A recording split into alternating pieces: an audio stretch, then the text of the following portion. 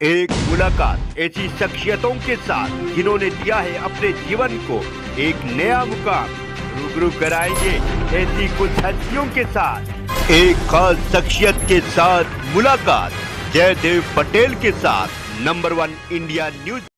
नमस्कार व्यूअर्स, मैं जयदेव पटेल और आप देख रहे हैं नंबर 1 इंडिया न्यूज। आपका एक बार फिर स्वागत है एक खास शख्सियत के साथ मुलाकात प्रोग्राम में। आज हम बात करेंगे ब्रिटिश काल से चले आ रहे 3 क्रिमिनल लॉ को अब बदल दिया गया है। आईपीसी, सीआरपीसी और सीपीसी को बदल करके भारतीय न्याय संहिता, भारतीय साक्ष्य संहिता और भारतीय नागरिक सुरक्षा संहिता जो आज से लागू हो गई।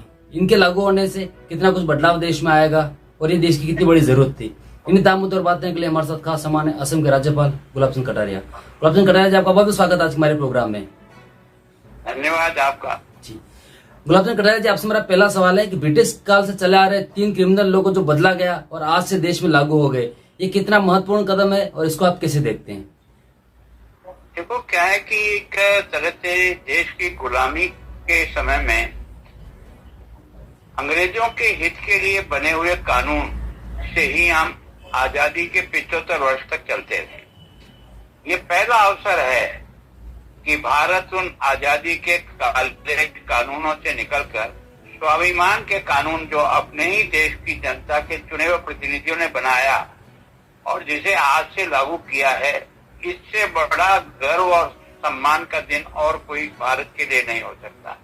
तो पहले तो मैं सरकार को और विशेष करके गृह मंत्री जी को, जिन्होंने इन कानूनों को पेश करके, एक तरह से हम जब विद्यार्थी जीवन में भी लॉ कॉलेज में पढ़ते थे तभी हमें इस बात पे दुख होता था कि 1860 के कानून के तहत जो केवल और केवल अंग्रेजों ने अपने हित के लिए बनाए थे, वही कानून आजादी के इतने लंबे समय बाद भी देश भुगत रहा है। पहली बार एक तरह से हमको लगा कि एक स्वाभिमानी भारत और स्वाभिमानी भारत के कानून अपने ही लोगों के द्वारा बने हुए अब देश पे लागू हुए हैं। कई परिस्थितियां बदली है, कई अपराध के तरीके बदले हैं, कई एविडेंस के तरीके बदले हैं। इन सब को समाहित करते हुए मैं सोचता हूं कि कानून को जहां सख्त करना है वहां सख्त किया है।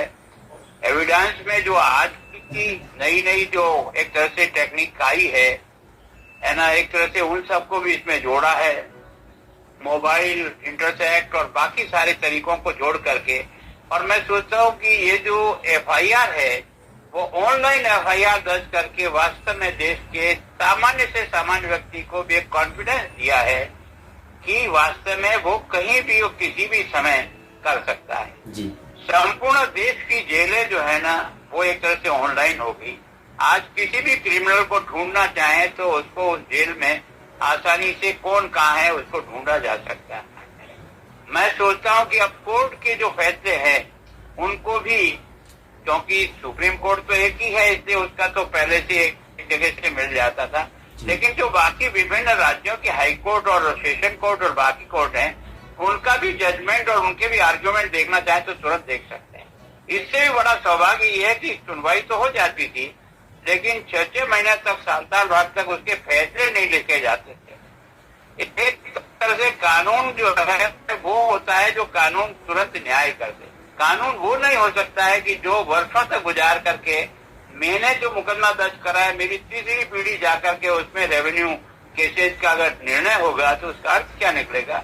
तो मैं बहुत ही आनंद का अनुभव करता हूँ और मैं सोचता हूँ कि कानून में अगर कहीं कमी खामी भी होगी तो हमारी देश की लोकसभा और हमारी जो विधानसभाएं हैं वो समय समय पर अगर उसमें और कहीं परिवर्तन करने की आवश्यकता होगी तो संशोधन किए जा सकते हैं।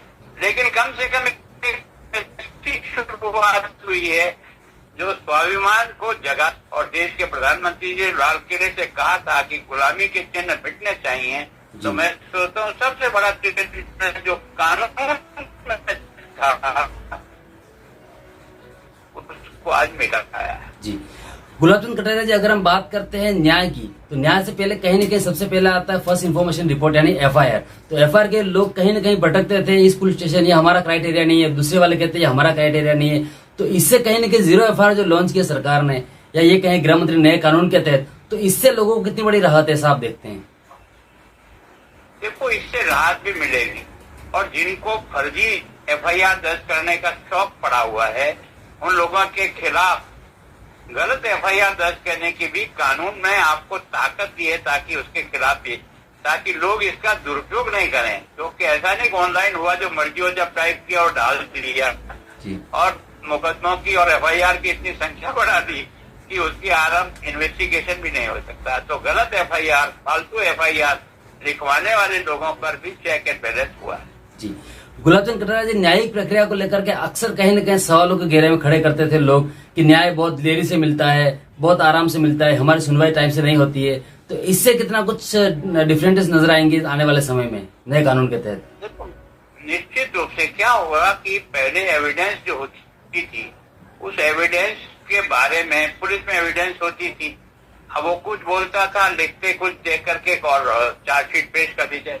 अब जितनी भी पुलिस में होगी या कोर्ट में होगी तो वो एक तरह से रिकॉर्डेड होगी जी। तो न तो व्यक्ति बदल सकता है न और कुछ बदल सकता है।